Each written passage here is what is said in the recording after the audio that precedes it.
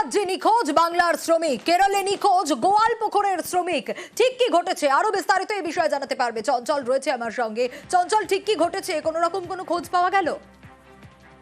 দেখো, এখনো পর্যন্ত কিন্তু ওই শ্রমিকের কোনো খোঁজ পাওয়া যায়নি। তবে তোমাকে জানিয়ে রাখি যে গোয়ালপুকুর থানা বর্ডাবাড়ি এলাকার যে শ্রমিক সাবির আলম, তিনি কিন্তু কেরলের এনাকুলমার জেলার মানেকা শহরে একটি দোকানে কাজ করতো। প্রায় 6 বছর ধরেই কিন্তু ওই দোকানে কাজ করতো। এরপরে দেখা গেছে যে গত 13 তারিখে ওই শ্রমিকের যে দোকানের মালিক, সে মালিক তার উপরে মিথ্যা অপবাদ দিয়ে যে তিনি 10 লক্ষ টাকা নাকি তার দোকান থেকে চুরি করেছে, এই মিথ্যা অপবাদ দিয়ে সেই শ্রমিকের সাথে ওই মালিক ঝামেলা করা হয়। এবার ঝামেলা করার পরে কিন্তু দেখা গেছে যে গত 14 তারিখ সেই শ্রমিক তার পরিবারকে জানে যে তিনি বাড়ি চলে আসবেন। বাড়ি আসার পথে কিন্তু দেখা গেছে যে স্টেশনের থেকে কিন্তু তাকে অপহরণ করেছে, এমনটা কিন্তু অভিযোগ রয়েছে পরিবার। এতে কিন্তু আতঙ্কে রয়েছে পরিবার। তারপর থেকে তার কোনো খোঁজ না মিলাতে কিন্তু গোয়ালপুকুর থানা পুলিশের দ্বারস্থ হয়। গত 20 তারিখে কিন্তু ওই শ্রমিক তার বাড়ির লোকজনকে জানায় যে তাকে অপহরণ করা হচ্ছে। এরপরে কিন্তু আতঙ্কে রয়েছে গোটা পরিবার। তবে শ্রমিক কোথায় রয়েছে এখনো পর্যন্ত তার কোনো খোঁজ পাওয়া যায়নি। দেখছেন তো, একের পর এক ঘটনা, একের পর এক অভিযোগ। বাংলার বাইরে বাংলা বললেই হয়রানির অভিযোগ উঠে আসছে। তামিলনাড়ুর সরকারি হাসপাতালে সেখানে চিকিৎসায় গাফিলতির জেরে বাঙালি পরিযায়ী শ্রমিকের মৃত্যুর অভিযোগ। এখানেই শেষ নয়, তামিলনাড়ুতেই বাঙালি পরিযায়ী শ্রমিকের দেহ সৎকারে বাধা দেওয়া হয়েছে বলেও অভিযোগ।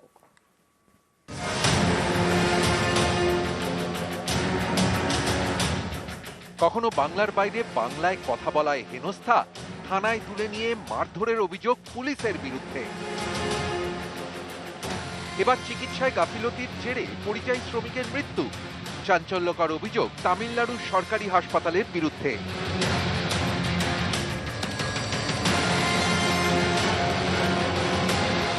ঝাড়গ্রামের গোপীবল্লভপুর 2 নম্বর ব্লকের বড় আসনবনির বাসিন্দা গৌরঙ্গ রানা সপ্তাহখানেক আগে গিয়েছিলেন তামিলনাড়ুতে প্লাস্টিক কারখানায় কাজ করতে। রবিবার সন্ধ্যায় কারখানা থেকে বাড়ি ফেরার পথে গৌরাঙ্গকে ধাক্কা মারে একটি বাইক। গুরুতর আহত অবস্থায় তাকে নিয়ে যাওয়া হয় স্থানীয় স্বাস্থ্য কেন্দ্রে, সেখান থেকে মেডিকেল কলেজ হাসপাতালে। অভিযোগ, সরকারি হাসপাতালে ঠিকমতো চিকিৎসাই হয়নি গৌরাঙ্গের। বিভিন্ন পরীক্ষার জন্য দফায় দফায় টাকা নেওয়া হয়, কিন্তু ঠিকমতো চিকিৎসা হয়নি। অভিযোগ, চিকিৎসায় গাফিলতির জেরেই সোমবার মৃত্যু হয় বাঙালি পরিযায়ী শ্রমিক গৌরাঙ্গ রানার। ভিন রাজ্য থেকে অনেকেই পশ্চিমবঙ্গে এসে কাজ করেন, তারা কিন্তু এখানকার সরকারি হাসপাতালে বিনা খরচে চিকিৎসা পরিষেবা পান। এ রাজ্যের বাসিন্দারা যেমন পান, ঠিক সেরকমই পান ভিন রাজ্যের পরিযায়ী শ্রমিকরা। অথচ এই বাংলা থেকে ভিন রাজ্যে কাজ করতে গিয়ে বারবার বিপাকে পড়তে হচ্ছে পরিযায়ী শ্রমিকদের। তামিলনাড়ুর সরকারি হাসপাতালে ঠিকমতো চিকিৎসাই হয়নি বলে অভিযোগ, যার জেরে ঝাড়গ্রামের পরিযায়ী শ্রমিকের মৃত্যু হলো বলে দাবি পরিবারের। সরকারি পরিষেবায় তো গিয়েছিলেন, কিন্তু সেখানে কোনো চিকিৎসা হয়নি। যেখানে নিয়ে গেল বাথরুম, বেড ফেড চেঞ্জ করার জন্য সব কিছু তো টাকা নিয়েছে। বাংলার থেকে যাওয়ার জন্যই কোনো চিকিৎসা হয়নি। বিনা চিকিৎসায় আমার স্বামী মারা গেছে। এটার জন্য দায়ী কে? ওখানকার সরকার। এখানকার সরকারকে যে বাইক অ্যাক্সিডেন্ট করছে তার নিয়ে কিছু শাস্তি নিতে চাইছি।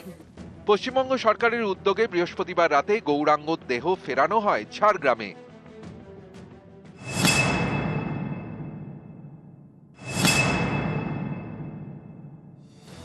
উত্তর 24 পরগনার টাকি পুরসভার 1 নম্বর ওয়ার্ডের বাসিন্দা নীলমণি ঘোষ 12 বছর ধরে তামিলনাড়ুর কারখানায় কাজ করতেন। গত সোমবার কারখানায় কাজের সময় সিঁড়ি থেকে পড়ে যান, মাথায় গুরুতর আঘাত পান। হাসপাতালে মৃত্যু হয় বছর 53 নীলমণির। দেহ সৎকারের জন্য নিয়ে যাওয়া হয় শ্মশানে। অভিযোগ, বাঙালি হওয়ায় দেহ সৎকার করতে দেওয়া হয়নি। বেশ কয়েকটি শ্মশানে দেহ নিয়ে যাওয়া হয়, সর্বত্রই একই অভিযোগ। শেষমেশ বৃহস্পতিবার অ্যাম্বুলেন্স করে তামিলনাড়ু থেকে টাকির বাড়িতে নিয়ে আসা হয় দেহ। আমরা বাঙালি ছিলাম, আর ওরা তামিল বা মালায়ালাম ভাষায় কথা বলছে, যেগুলো আমরা বুঝতে পারছি না বা জানতে পারছি না। দোভাষীর মাধ্যমে আমরা জানতে পারলাম যে এখানে বাঙালি বলে এখানে কোনো রকম এটা করা হবে না। উত্তর 24 পরগনা থেকে অনুপম সাহা এবং ঝাড়গ্রাম থেকে রাজু সিং, নিউজ 18 বাংলা।